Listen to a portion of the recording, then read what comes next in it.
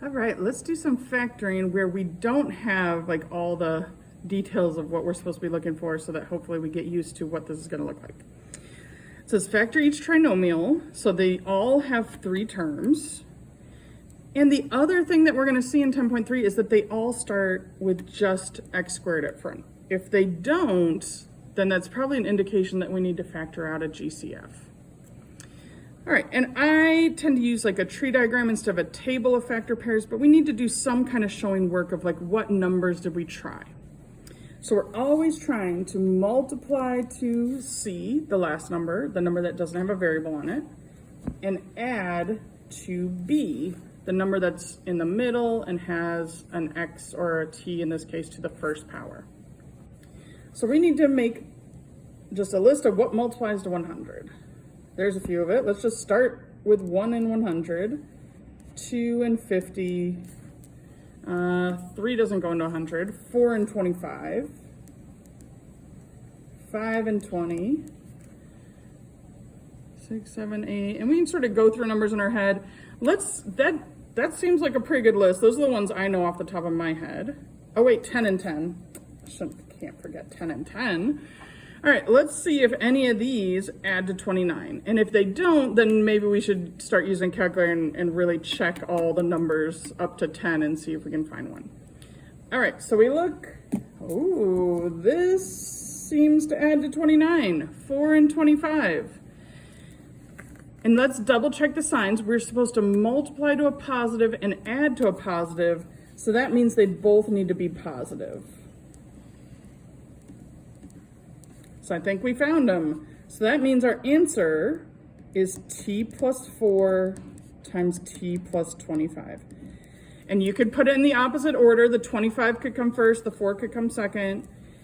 Let's check, right? I haven't done a whole lot of checking yet. I'm not going to check every problem, but I want us to see that checking is something that hopefully we can start doing, even if it's just in our heads. Because checking just means doing FOIL. So FOIL is t times t makes t squared. T times 25 is plus 25t. And then 4 times t is plus 4t.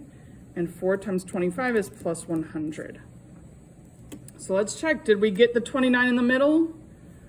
Definitely, right? That if we combine these like terms in the middle, we get t squared plus 29t plus 100.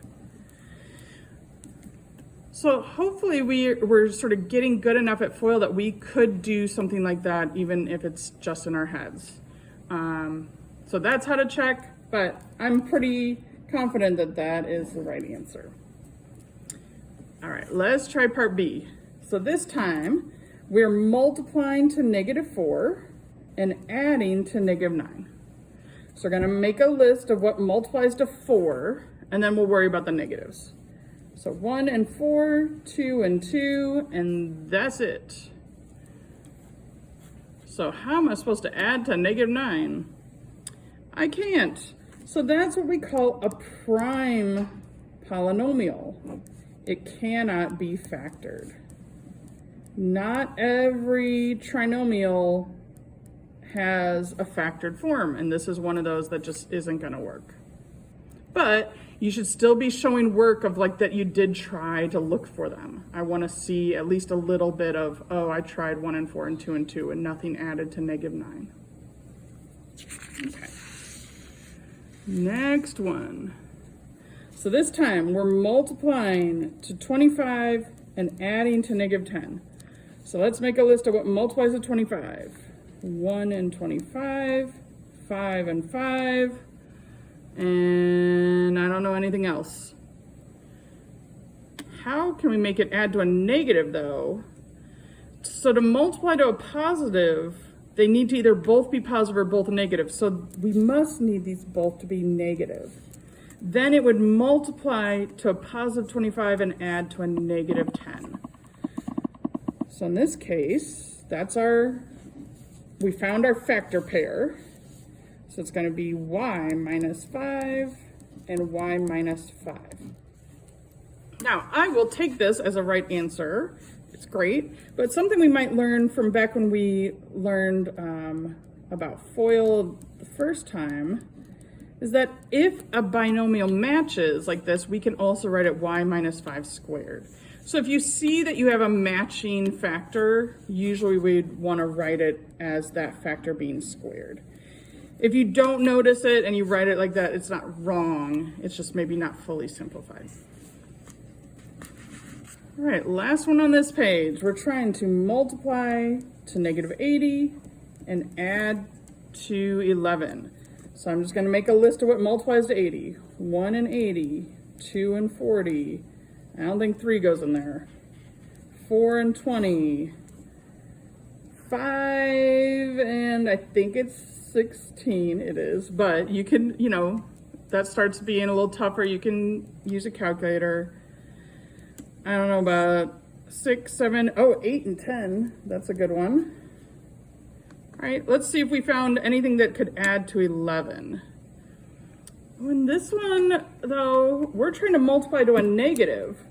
So if we're multiplying to a negative, that means that one's positive and one's negative.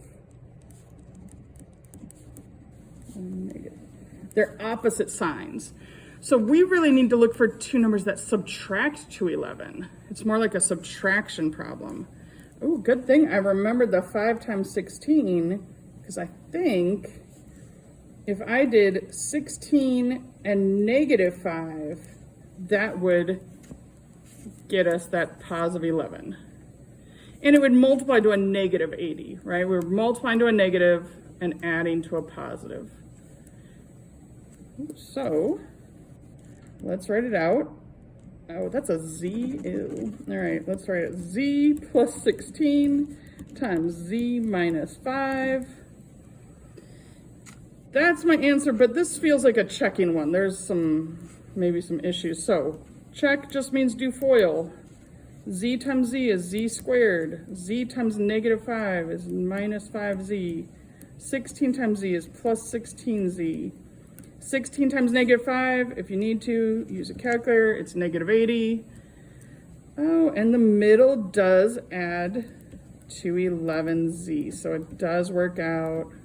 We multiplied to negative 80, added to negative 11.